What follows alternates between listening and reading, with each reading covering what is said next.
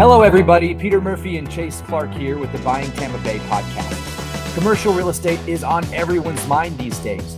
They're talking about the explosive growth of the apartment market and the potential crash of the office market and residential reuse trends for retail space and Class B or C office space. And meanwhile, all over town, we have new Class A construction in progress, new restaurants, retail, services developments going on, brand new entertainment venues opening up everywhere.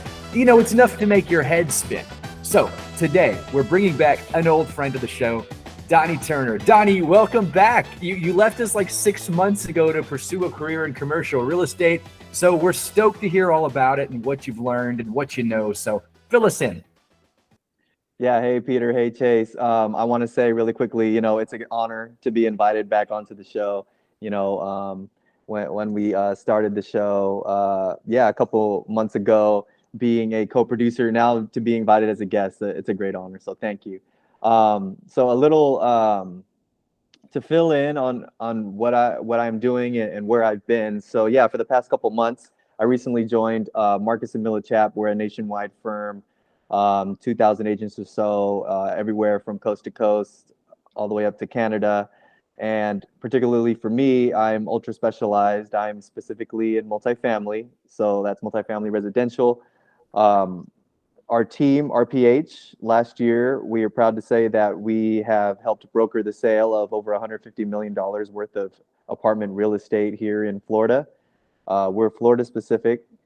And we have guys that operate all corners of Florida except Miami-Dade, really. We have guys in Southwest Florida, guys in that operate Ocala, etc. I specifically work in the Tampa MSA, so that's Pasco, Pinellas, Hillsborough, Polk, and even up to Hernando. That's what I do. And I typically do smaller deals, sub 25 units, above 5 units. That's sort of my space. My typical deal size right now is anywhere from 10 to 20 units. It all depends. Sometimes, you can be in a market like St. Petersburg, in downtown St. Petersburg, and a 6-unit can go for, close to 2 million, 1.5, or, you could be looking at at whatever else, a 6-unit in the university area of Tampa that's going for $750K. So that's kind of my threshold. And that's what I've been doing so far. Well, Donny, it's great to see you again, man, and glad you can bring this new realm of expertise onto the pod today.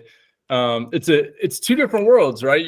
Residential and commercial, even though, small multifamily is a close cousin to what we do on the residential side.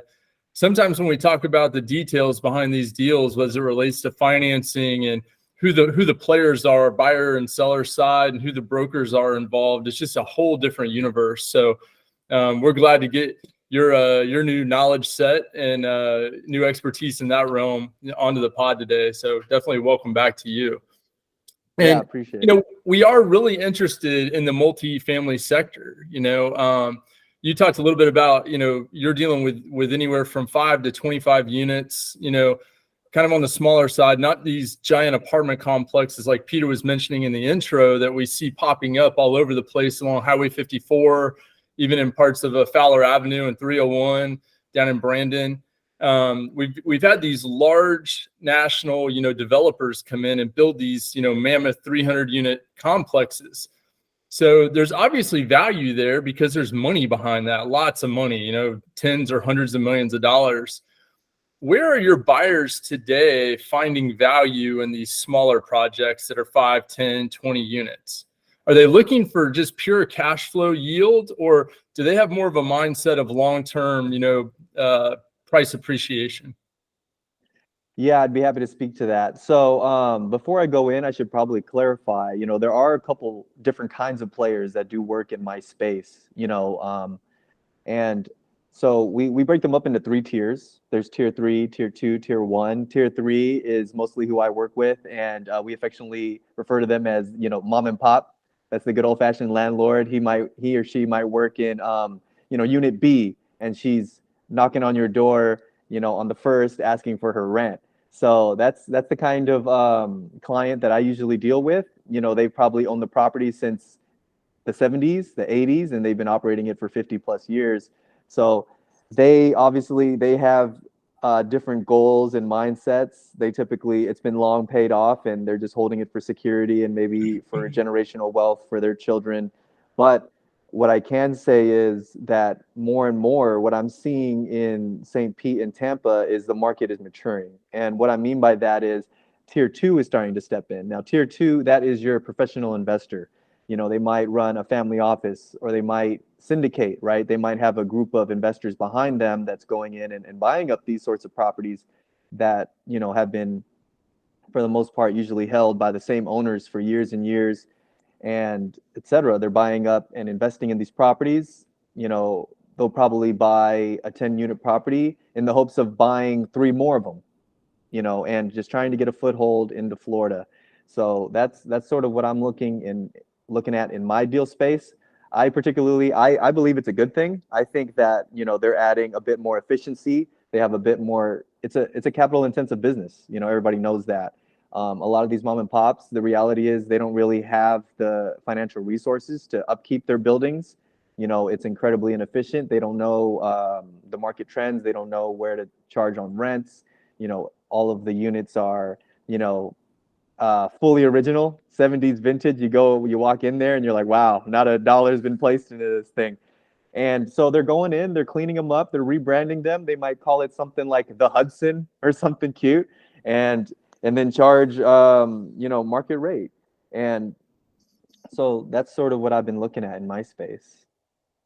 So my question on that is, that used to be kind of space that no one wanted to touch, right? It was very unpopular. It was very gritty.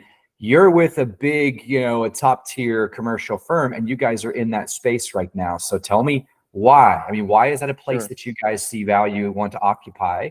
And what is the market dynamic that makes someone like you, buttoned up guy, play in a space that's usually in pretty nuts and bolts?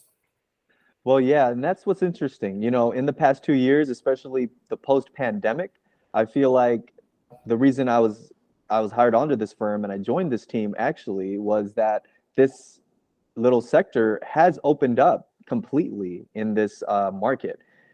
Before, maybe pre-2020, maybe even as early as not that long ago as 2018, a lot of these properties were probably worth 500 grand, maybe 750 if you could get the right buyer.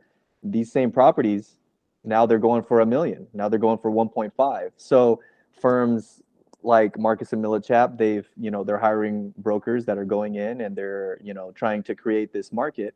And we're seeing that there's, a ton of capital migration. There's a ton of people from California.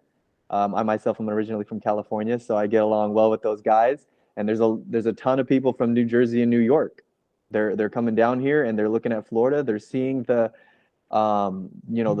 actual family migration. People are moving down here like crazy, especially Tampa specifically. And they're seeing the low vacancy rates. They're seeing the growth in rents. Even in this year, we're projected to have rent growth, which is, I think everybody knows that is an exception for the rest of the country. There's very few markets in the country that's going to see even a stabilization in rent or a growth in rent. So very bullish on Florida. I think that a lot of people, they look at this place not only for growth, but also just for capital preservation. They're looking at these properties like little bank accounts, and they know, and they're bullish on the idea that, these property values aren't going to go down, and the rents, they might not explode as they have been in the past 2 years, but they're going to hold steady. And you can't find that in other markets, even in very hot markets like Tennessee and wherever else. They're slowing down, and they're slowing down at a rapid pace because of all the development that they've been seeing. So I think in our little niche of the world, I think we're still looking pretty good. So in short, you're seeing investors from places like California and the Northeast where they're getting squeezed on yield. Maybe the outlook for rent and appreciation isn't quite as good as it is here in Florida. And so they're choosing maybe to sell out of what they have in those markets, bring their capital to Florida, where they see much more upside potential, down the road, whether it be in yield and appreciation or a combination of both. 100%. And I think one of the benefits of having a national platform, at least on our end here in Florida, is that we do have offices in the Northeast and in the West Coast. So, I mean, Northeast specifically, right?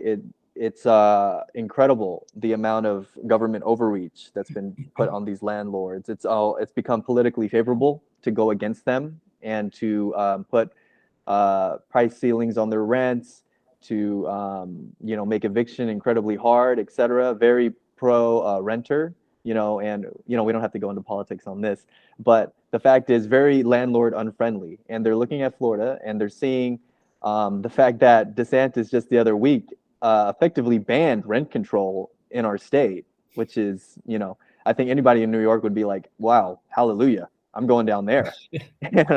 So yeah, so having said all that, a lot of our offices, they're seeing people, they're divesting, right? They're selling their 10 unit in New York for multi-millions of dollars, coming down and being able to buy multiple 10 units and being able to see higher yield and being able to see just more landlord friendly policies for the most part. Donnie, here I am, like in the housing sector, and I was unaware of what DeSantis did about rent control. Talk more about that, because our concern was, and I think it's some of the podcasts we did with you, is that local municipalities would begin to put in place rent control measures. And we'd seen things like that happening, I think, from the city of St. Pete, discussions of increased ceilings on rent rate increases. Tell me what's going on with that. Tell our listeners what's happening there.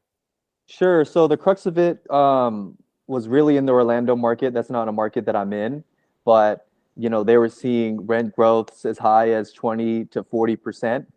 And, that was causing a bit of concern. A lot of people were calling on the local legislature to, stop this madness, right? Whether, is it their fault? I don't think so.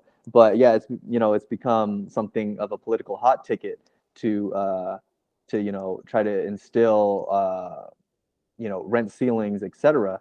And yeah, I think it was, I don't know if it was last week or 2 weeks ago, DeSantis came in and yeah, he effectively, I don't know the exact verbiage, but he basically made it very difficult, next to impossible, to do rent control. And on the other side of that, he's pledged over $700 million towards affordable housing, either development or conversion.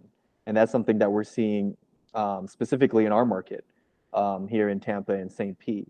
And, talking about St. Pete, yeah, St. Pete is legendary for being very anti-growth, anti-landlord, etc. I actually saw in the news, either it was today or yesterday, they've actually passed a law, a very landmark zoning law, to being able to convert single family into small multi, so 2 to 4 units. Something that I would have thought, if you would have asked me a year ago, would be impossible. They were just able to pass that. So it seems that the government is beginning to take action on the need for housing. They may be sorry they did that in 20 years. We'll see. That yeah, we'll see. That seems like a recipe for Suitcase City #2 all over again. Yeah, 100%. You got to understand, you got to appreciate everyone's efforts to address this problem.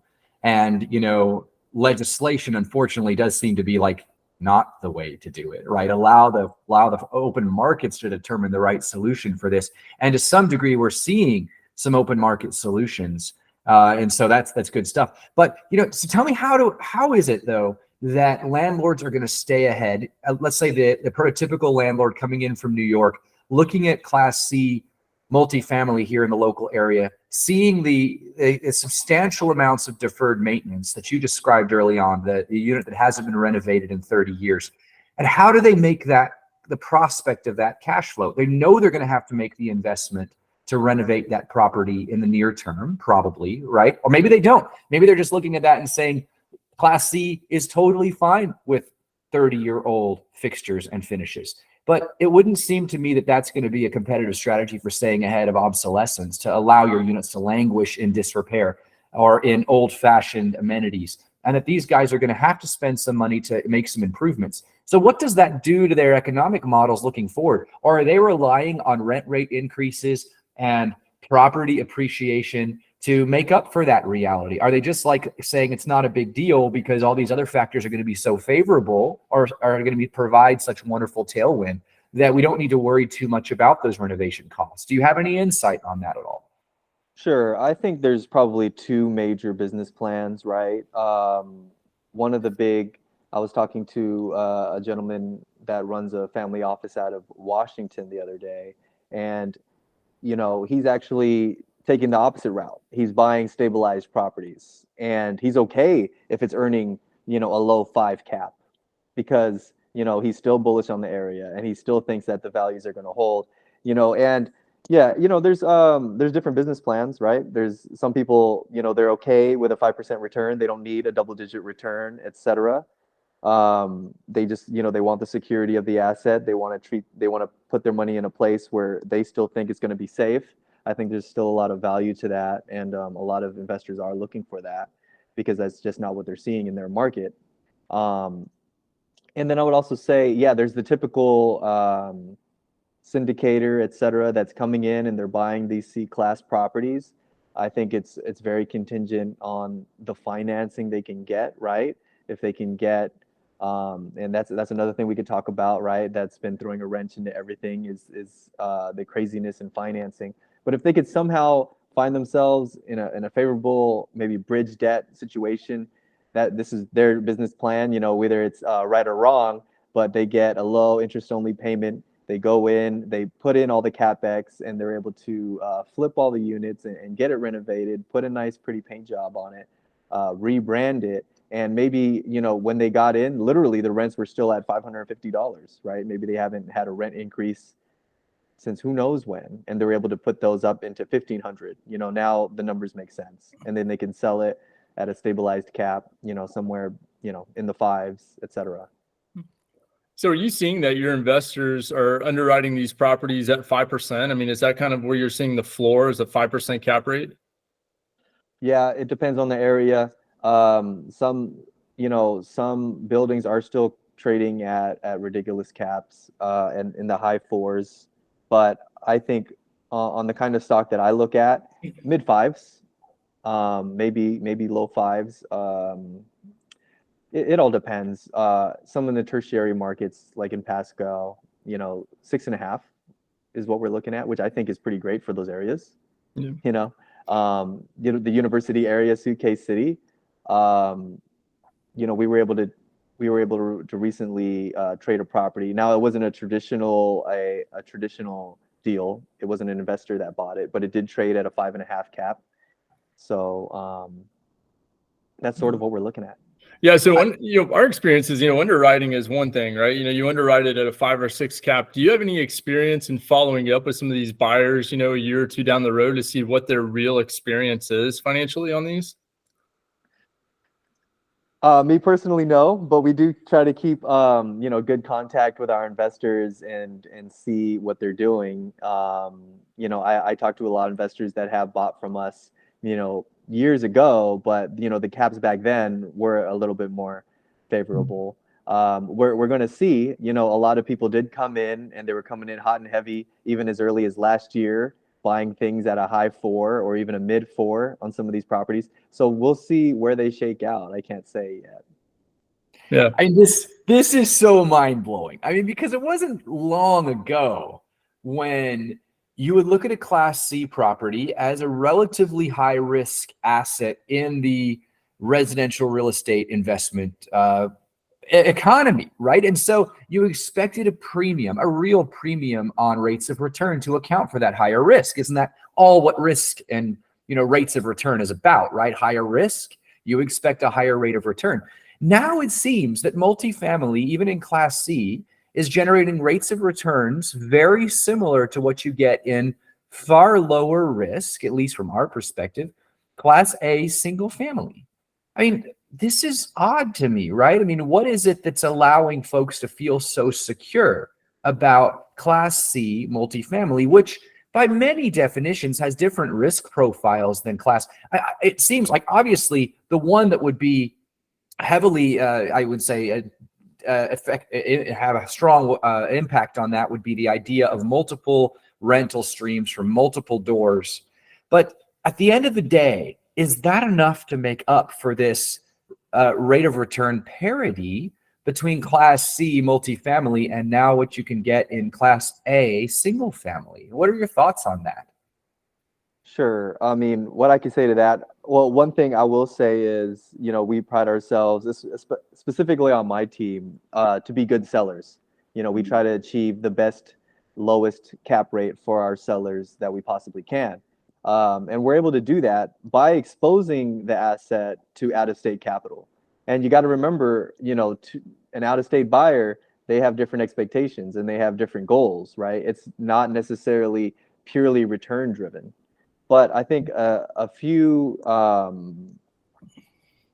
attributes about the asset class that I can say to defend it is that, I mean, it's still the darling of the industry right now. People are still looking at the lack of affordable housing. They're still looking at the low vacancy rates. They're still seeing the rent growths. They're still seeing the positive net migration. And the reality is, you buy a 10, 20 unit garden style apartment, they're not building them anymore. You purchase one of those bad boys in Pinellas County, you just bought yourself a very rare thing, because good luck trying to build another one of those. The only thing that most municipalities will let builders build is Class A, 125, 150 unit plus. And unless you are some big fund, you're not going to be able to do that. So I think the lack of supply, and I think the bullishness in the area, it's still a darling of an industry.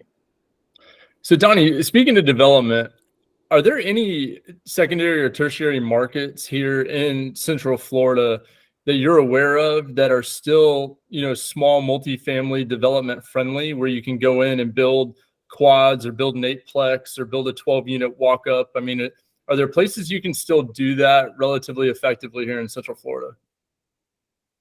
Yeah, I wish I could speak more to that. I'm not the land guy. I'm not the development guy. We do have land guys, and that's what they do. Most of my stuff is, the older vintage, in place apartments. But I will say, right, that all the development, it's heading north. I mentioned Newport Richey and Pascal. I mean, that's all we have left to go to is going up north into those areas. But I mean, even over there, that's all I see, right? When you drive up the corridor, it's just that Class A, 100 unit plus. I mean, and the reality is it's pretty hard to make it profitable to build that garden style apartment complex these days, right? Almost the only way to make it possible is to build 100 unit plus. Well, it's interesting because we were talking to a friend that was in town this weekend from Bowling Green, Kentucky. And that's a pretty, it's a small university town there in Southern Kentucky, about an hour north of Nashville. And, they seem to indicate that they're in town. You can buy lots, half-acre lots, zoned for multifamily for around $85,000 still. Wow. And then you could build an 8-plex for less than $1 million right there in the city limits. And I just blew my mind because you can't even buy an 8-plex. You can't sniff one for, less than $1.5 million around here, much less a new construction one that you've been able to build in an urban infill, decent area next to retail. So we just don't have that kind of market that I'm aware of anywhere here in Central Florida. Some of that's due to zoning. Some of it's due to just the massive growth we've experienced in the size of our area versus a smaller market like Bowling Green. But to think that there are opportunities like that exist in significant university towns somewhere in the South, I've heard anecdotally that is attracting a lot of investment money as well, to some of those markets where you can achieve a higher yield and potentially be in for well below market value if you're doing development. Yeah. I mean, if I could get that, I would jump on that all day long, right? That sounds incredible. I would imagine, I would want to see, what are their trends, right? I know a lot of markets are seeing declining growth. There was a big burst post-pandemic, and now that's starting to slow down, with being in an interest rate high environment and with the labor markets finally starting to slow down. Who knows? I don't know much about Kentucky. I'm sure it's a great place. Yeah, and that's the key, right? You've got to have growth in population and the type of growth that demands this kind of multifamily housing, right? Because it's not everybody that wants to live in a 2-bed, 1-bath garden walk-up built in the 60s, right? I mean, that's either a location play or it's a particular family demographic. No, that's 100% right. I mean, I like to describe it. It's middle market housing, right? If we're looking at, the nicer class C plus, C plus, B minus garden style, the stuff that the syndicators are flipping, right? It's the young families or the young couples that aren't necessarily buying houses yet. I think that's another thing to speak to the bullishness of small apartment buildings is the fact that, with the mortgage rates staying high, with the builders still getting squeezed, it's going to be harder and harder for them to buy single family homes. So they're going to stay in this middle market housing. Not everybody wants to live in an A-class apartment building. Not everybody can afford it. And not a lot of people want to stay in a duplex just because, of typically the demographic in the area, right?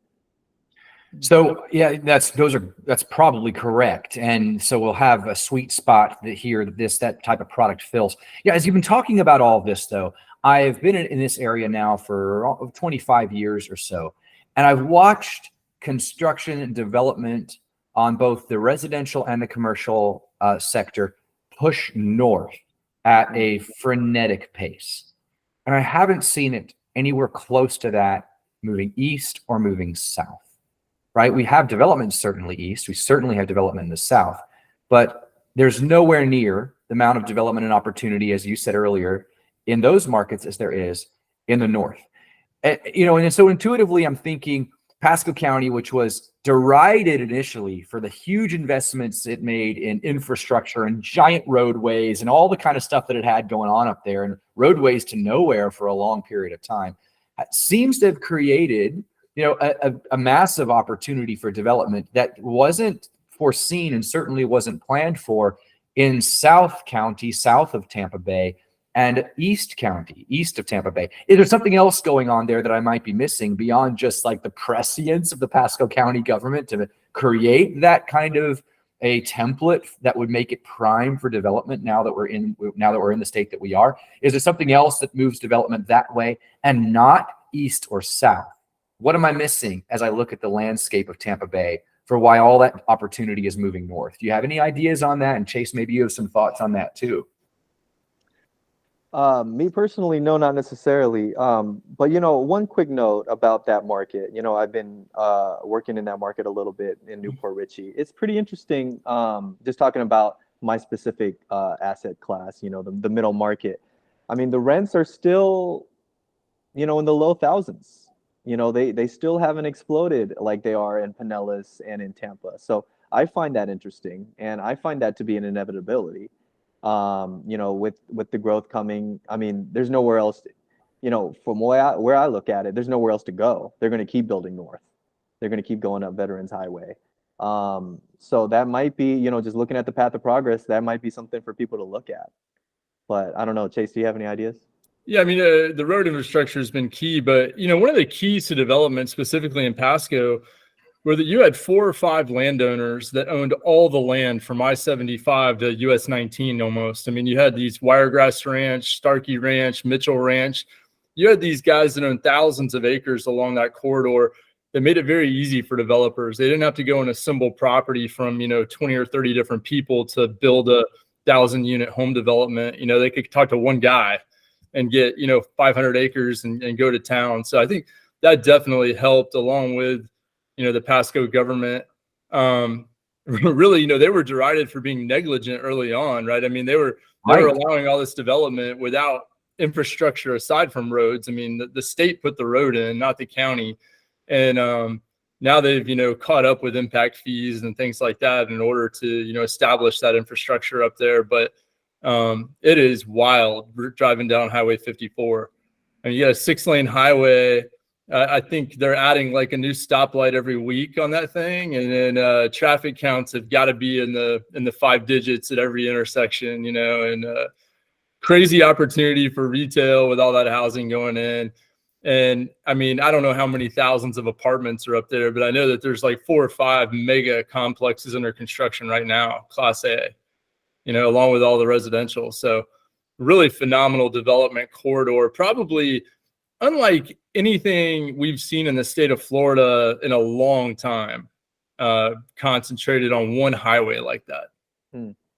Right. It's really pretty remarkable to watch. And it seems like every couple of miles, not only do you have a mega apartment complex, but retail seems to know something we don't, because they're building to beat the band a new grocery store anchored shopping mall or a distribution center from someone very large. I mean, that seems like that punctuates the landscape with far too much density, right? Do they need a Publix every 3 miles? And that's what they have up there. And evidently they do, because every one of those Publix parking lots is packed.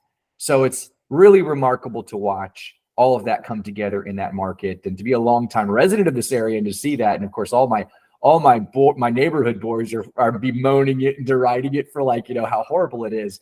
But they now have a Chick-fil-A less than 3 minutes in every direction of them. So, they're happy about that. So anyway, that's just a side conversation, really wanting to know if you guys had any. So I guess the point that you're making, Chase, is that the guys in the East County and South County, developers didn't have similar land acquisition dynamics to be able to kind of assemble parcels as readily. And we didn't have the same kind of investment in state road development in those areas to allow for now local development to come in hot and heavy the way it is in Pasco. Yeah, and some of that is environmentally impacted. You've got the green swamp, to the east near the Polk County line that's going to prevent any kind of road construction or development in that corridor. You've got the Hillsborough River watershed that has prevented Highway 54 from going any further east than Zephyr Hills, and so you've got that artificial barrier there at Highway 301, where it's very difficult to go further east. And then if you come south from there, you've got land that's divided up into 5-acre lots, and there's thousands of owners of that land, very hard to assemble land. Even the strawberry farmers don't have plots that are any bigger than 100 acres left in Hillsborough County. So very, very limited now. And they were running into this challenge when they were looking for sites to build a new Rays stadium, is you just cannot find large chunks of land in Hillsborough County anymore. I think someone told me anecdotally the other day, there's like a dozen parcels of land that are left that are privately owned that are larger than 100 acres in this entire county. So that's very interesting to think about, when it comes to development, because you don't need 100 acres to do a development, but you do need significant chunks of land if you're going to build these mixed use, multi-purpose type master plan developments that people really like to build. And like we're going to have built up there at Highway 56 and 301 here shortly in the Three Rivers Ranch, which is starting to sell off its thousands of acres of land there along 301. They're building this nice new Tampa Palms-esque master plan golf community up there on several thousand acres. So there's a few pockets left like that, but not many. Right, and that's the eastern anchor of that whole corridor, right? So we're still talking about the same linear geography. So fascinating stuff. And you're right, big environmental constraints out east and out south that would really direct the growth north and south. So Donny, let me ask you this question as it comes back, bringing it back to the Class C asset space. Are owners able to transition their properties from Class C, where that's a lower end product, there's some additional risk exposed there? How much action are they able to really kind of input on these properties to transition it along the path of progress from Class C to Class B, for example? Are you seeing any owners who are making the kinds of improvements they would need to make to really advance their assets? And is that worth it financially for someone to improve a Class C asset into a Class B asset? Can it even be done? And is it worth it economically? Are you seeing any kind of resales of what now are Class B assets that kind of looked like they once were a classic Class C opportunity? What are you seeing in that sector? Are you seeing anything? Oh, sure. I've been focusing on, the Pinellas County area. So, St. Pete, etc. Even areas like Dunedin and everything else where, I haven't been in this market long, but I've been hearing from a lot of people just how much it's changed, right, in these markets. And just the amount of growth and everything else and all the development. So to further your question, so were you asking how are they making these improvements to flip it into B, or if they're Yes. able to?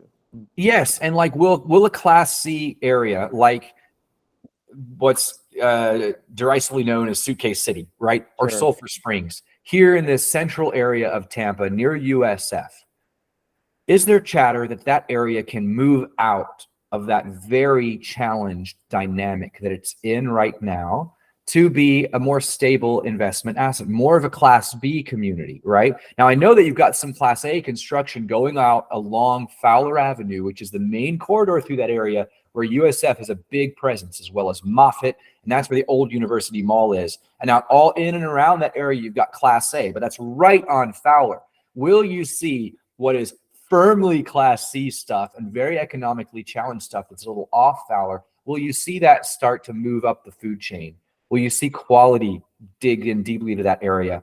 And should investors be considering buying that stuff with the hopes that that's going to be just a majorly better market to invest in a few years from now? Does that question make sense? No, it does. And I don't know how much I could speak to it. Yeah, that area, I think you guys would know more than I do. It's just been, it has that reputation, and reputation is sort of hard to shed.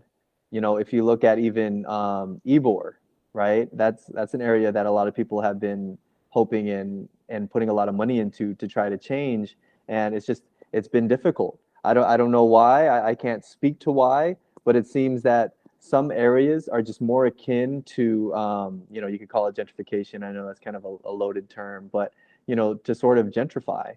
Another neighborhood, right, is Seminole Heights. A lot of money's been going into there, and a lot of people have been working to flip that area, and I think it might happen. A classic success story is Hyde Park, right? That's an area that I know was solidly pretty rough, and now it's not B anymore. It's solid A. I don't think anybody would argue with that. So for the university area, who knows? My job is to sell future cash flow, is to sell optimism. But if I was to advise a client that is looking to invest in that area, I would definitely tell them, I would buy an asset that has a suitable cap rate, that does have room for value add. Would I advise them that, would I write it in my pro forma that it would flip into a Class B asset? Probably not. But definitely something I would, something that's unstabilized, to look to stabilize it, maybe in the underwriting to not over improve. And, it sort of look at their business plan. Do you see yourself owning this in 10 years? If you do, maybe it'd be worth it, 5 years down the line to reevaluate the area, see what has happened, with this Class A development, et cetera. Is it worth it to put even more CapEx and then to rebrand this asset? And, depending on the units, right, and depending on the street, I think when areas start turning, I think you guys could attest to this, it almost becomes street by street until it fully turns. And that's something that is exciting about our market, Tampa and St. Pete, is that there are areas that are turning, but it kind of turns to street by street. Yeah, one thing that is interesting to me, I kind of see a common thread in some of those areas that you mentioned. Like some of the challenges in Ybor are product challenges, right? You've got a lot of small homes down there on small pieces of property, where they're not conducive to families, right? They're conducive to single professionals, maybe young couples. But once they start to grow a family, they can't live in Ybor anymore. They feel like they don't have enough space down there. We've got 2-bed, 1-bath predominant, footprint or floor plan units in Suitcase City. And are we looking at potentially a situation where that's just going to be an obsolete product, or a product with a ceiling on it, right? So the only option becomes to elevate that area is complete redevelopment, right? You can't take a 1,500 square foot duplex with 2 units on each side and turn that into Hyde Park, right? Sure. You've got to have nice single family there, or you've got to have more upscale multifamily. It's just, there's a ceiling on that product, and it's only ever going to be what the ceiling will allow it to be. right? We don't see duplexes scattered throughout Hyde Park, right? We don't see quads. We don't see, there are some nice garden walk-ups down there, right? And there's some nice, gigantic single-family homes that were grandfathered into a multifamily arrangement. But by and large down there, you see beautiful, large single-family homes on decent-sized lots with nice fenced yards and, walkable streets and things like that, close to retail and restaurant, which is another thing like the university area seems to have struggled with, is how to coordinate these efforts, right? And the university mall development is so interesting to me because it seems like they're trying, right? They're pushing so hard. We've got a Class A apartment complex going in there at the University Mall. We've got nice restaurants like Longhorn, Portillo's out front there, really nice looking gas station. We'll see what will become of the half torn down retail at this point that used to be the mall, right? But beyond that, you go 3 or 4 blocks behind the mall and you're into this product, right? That is going to be obsolete if you're talking about elevating it from C to B plus or A minus, right? No, 100%. I mean, I think, there's always going to be a demand for affordable housing, right? And I think a lot of people would argue we need more of it. I remember in certain markets, I'm just speaking from my experience back in California, right? Where duplexes these days, $2 million, $1 million a unit, right? And, performing like at a 4 cap, et cetera. So there are areas like that where they, it was just by the force of nature of Silicon Valley that it kind of just got bulldozed over. Even if they're duplexes, they still command high rents. And I'm not saying that'll happen to university, but, I think it's going to take a catalyst, right? Some kind of crazy catalyst to make that kind of thing happen, right? Yeah, 100%. Yeah. So it's a fascinating market trend to observe and to be a part of. And so I love that you're in it. I love that you're watching it closely. Are there any other, insider information, anything that would be helpful to some of our listeners right now about, areas of trends? Are you seeing any trending in the space where people are starting to pay a lot of attention to, and we ought to assume that this kind of a trend will lead to something good, something some kind of a sustained investment growth for this sector? Are there any things that people are doing to their properties in the areas of renovation that might be indicative of a trend, or certain like key hot spots within our market that you see just a lot of money going into? Anything like that at all, Donny, that you've seen out there, given your rather extensive now marketplace perspective? Anything that we should watch out for and tell our investors about? Sure. Well, let me think.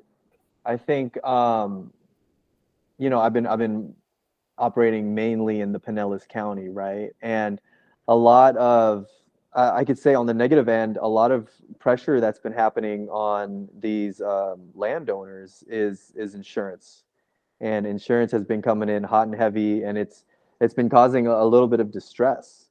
So talking about opportunity, et cetera, some of these properties, might be coming up on the market and fairly soon.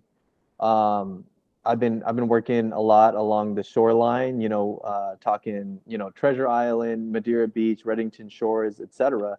And there's still very high demand for those areas, despite the insurance costs, and mainly because of Airbnb, and if it's possible to Airbnb. And so that's another thing. It's become a perfect storm. Like if you don't have the zoning for the Airbnb, if your insurance costs have literally tripled, there's been owners in those areas that have been, hit very hard. And that's been causing a bit of distress. So that could be something of opportunity, if that could be turned. And I still think there's still plenty of these assets, these I'll call them legacy assets, where the mom and pops have been holding on to them for decades, throughout the area in Pinellas County, that, if somebody could go in there and turn the units and, reposition the asset, that's a ton of opportunity as well. speaking to renovations, I guess, well, putting in necessary CapEx, a lot of times there's a lot of deferred maintenance. So being able to have the resources to fix up these properties and bring them up to date. Yeah, updating the kitchens, just, these basic things that you do, especially for single family, right? That's what the tenants want to see. They want to see the updated flooring, the cabinets, the countertops, etc. And paint goes a long way. Fantastic. It was very interesting, and that's a very helpful perspective that for a while there, we were seeing a lot of beach towns along the coastline really wrestle with the issue of whether or not they would continue to allow short-term rentals. Mm-hmm. And ones that we're quite familiar with that have historically allowed for them were coming up from municipal votes on whether or not that was allowed. And a lot of those have been postponed due to some legal challenges, but we know that that's a headwind. We know that the insurance issue is a big headwind for the owners of investment properties. We know that rising HOA fees are going to push a lot of opportunities to the fore. And so, we've been telling our clients, and it sounds like you are too, watch this space. Likely, whatever market distress is in the works right now, and there might be some of it before the year is out, is going to create a fairly decent buying opportunity for some who just are sick of it or can't weather it.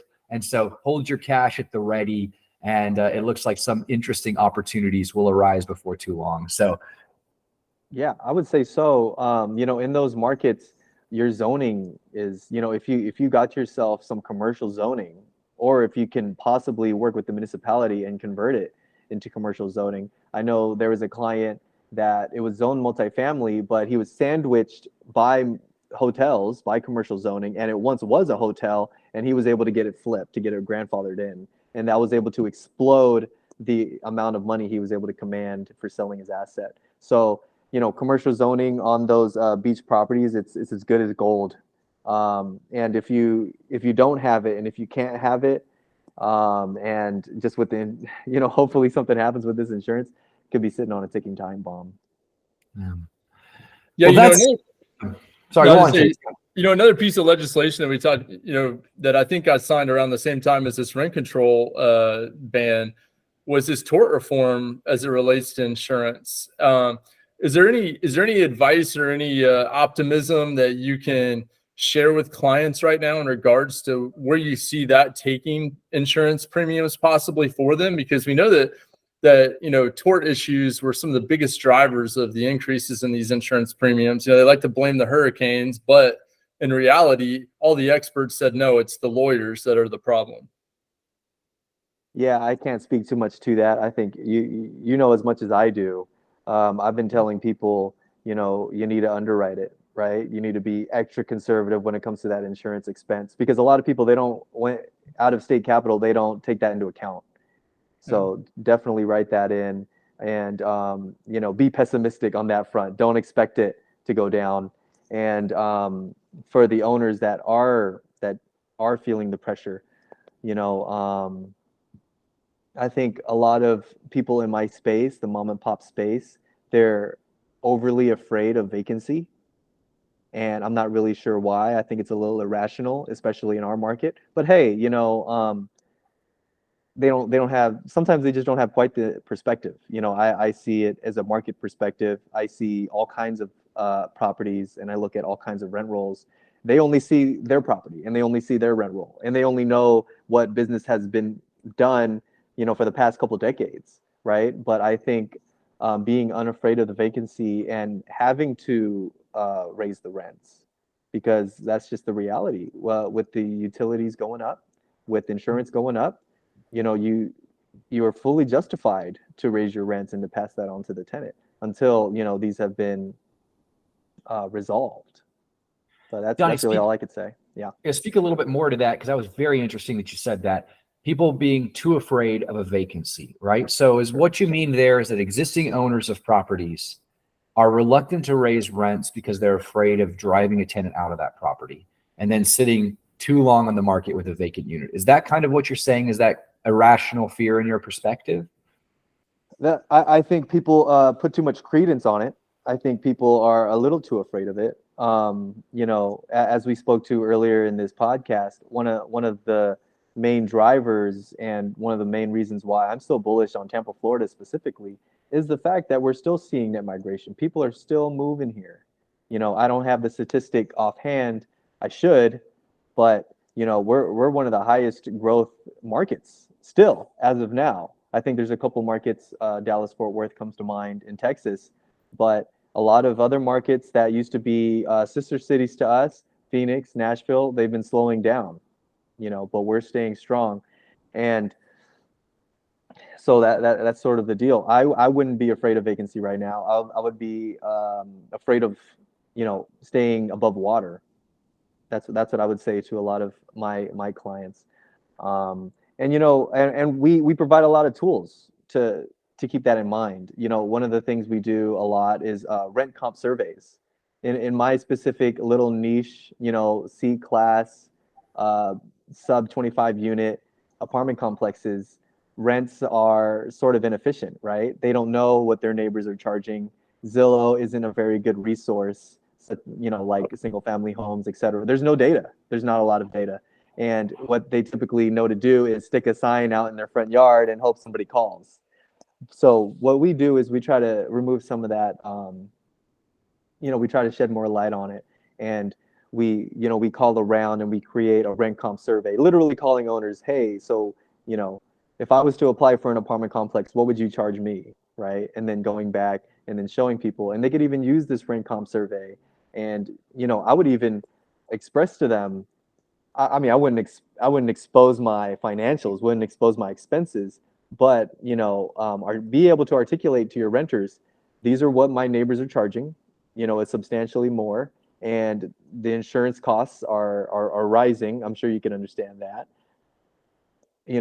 There needs to be a rent increase just to be able to stay above water. I think, landlords should keep that in mind. And, and that might sound a little controversial. Maybe renters don't want to hear that. I'm a renter. I live, in a B class, 150 unit complex that was probably built in the 80s. And I can tell you, it's still more affordable than buying a house right now. That's the reality. Going into a 6% mortgage, and I don't want to get an insurance policy right now. No, pass that on to the landlord. Let the landlord deal with that. It's still affordable. That's the reality. So if you're a landlord and you're listening to this, I would definitely keep that in mind. Great stuff. Donny, this has been just an excellent conversation, a great primer on some of what's going on in this sector. And I hope a real thought stimulator and interest stimulator for our listeners in entering this asset class. So tell our listeners where they can go to learn a little bit more about you and what you do. Sure. You can reach out to me on LinkedIn. I'm not very active. I should be more active. Donald Turner. You could also email me, donald.turner@marcusmillichap.com and whatever else. Great stuff. Yeah, if anybody's out there interested in getting in on some of these mom and pop deals, they've got a great drip list they can put you on to send you out some information on new properties too, right, Donny? Yeah, that's right. If you email me, and express interest, we could get you on that email list. Be happy to.